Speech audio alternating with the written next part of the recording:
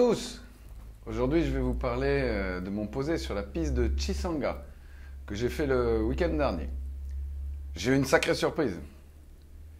La piste de Chisanga, c'est une petite piste en bord de plage, en sortie de CTR. Elle comporte quelques difficultés, mais la plupart du temps avec un environnement météo favorable.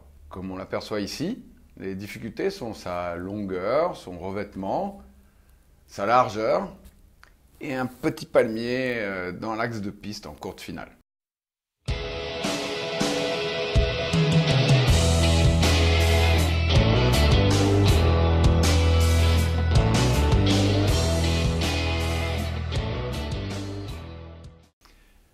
En premier lieu, à mon arrivée sur le site, je décide de faire un passage bas parce qu'un mois auparavant, je m'étais entendu avec le propriétaire du site pour qu'il protège l'entrée de piste du passage des voitures qui abîment la piste. Le propriétaire était censé installer en bord de piste des voitures une barrière constituée de deux petits piquets, d'une balise d'un plastique rubalise rouge tendu entre les piquets à 40 cm du sol. Et là, je m'approche et surprise! C'est une vraie barrière en bois d'arbre avec des poteaux bien balèzes, 10 cm de diamètre et deux barres transversales étagées à une hauteur d'au moins 1,50 m.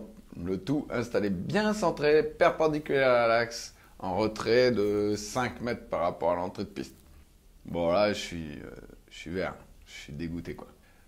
Je respire un grand coup, c'est l'heure de prendre une décision. Soit j'abandonne, soit je fais une tentative. Il fait beau, le vent est calme, 8 nœuds, pratiquement dans l'axe, bien laminaire. Je suis seul à bord et j'ai seulement la moitié des réservoirs en charge. Côté motivation, au sol, il y a mes amis, il y a mon paramoteur. Comment résister à ça?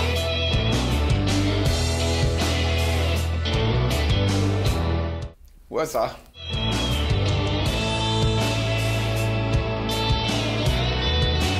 Du coup, j'essaye de joindre les amis pour qu'ils dégagent les barrières.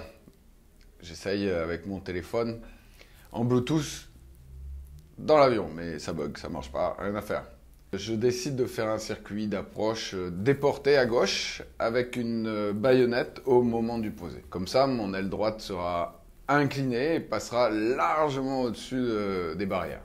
Allez, grande répétition.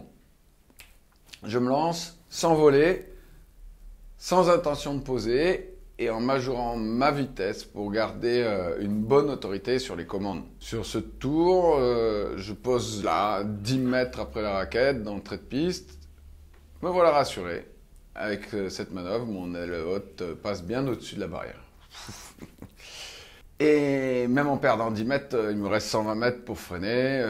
C'est bien suffisant. Le P92 est équipé avec des freins Béringer, un limitateur de pression, des pneus 19 pouces basse pression. En général, je pose 80 mètres seul et 120 mètres à deux avec les pleins. Allez, ce coup-ci, on y va. Préparation machine, réduction des gaz, trim et voler.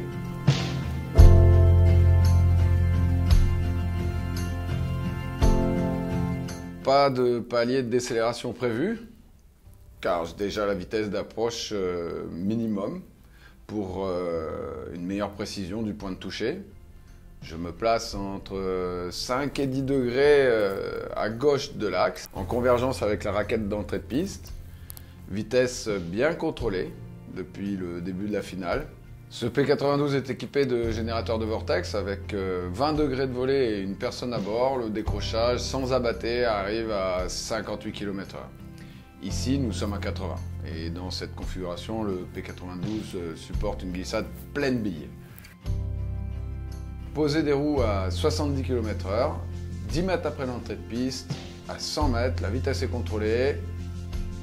Et je me dirige vers le parking. Yes! L'après-midi est sauvé.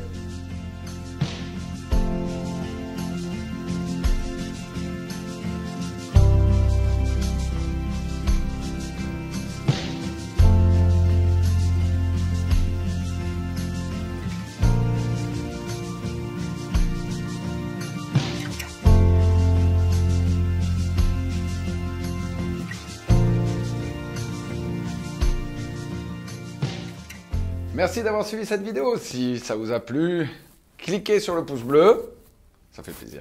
Et si vous voulez suivre de nouvelles vidéos du même genre, vous pouvez vous abonner en cliquant là.